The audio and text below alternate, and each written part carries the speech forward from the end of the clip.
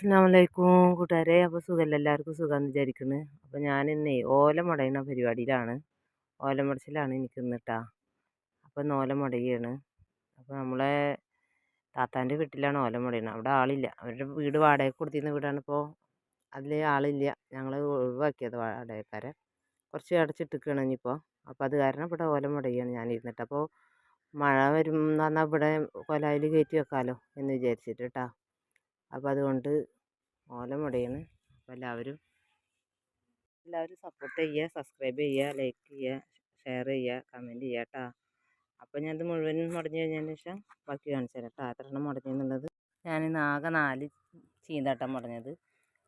2 മടൽ 4 ചീന്ത്. അതെന്താണെന്ന് വെച്ചാൽ ബാക്കിയുടെ മുതലൊക്കെ ഉണങ്ങിപ്പോയി.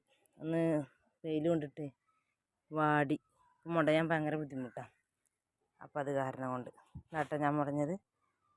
മുടയാൻ പണ്ടുള്ളവർക്കൊക്കെ അറിയാം, ഇപ്പോൾ ഉള്ള കുട്ടികൾക്കൊന്നും മുടയാനറിയില്ല. അപ്പോൾ എല്ലാവരും സപ്പോർട്ട് ചെയ്യുക. ഓക്കെ.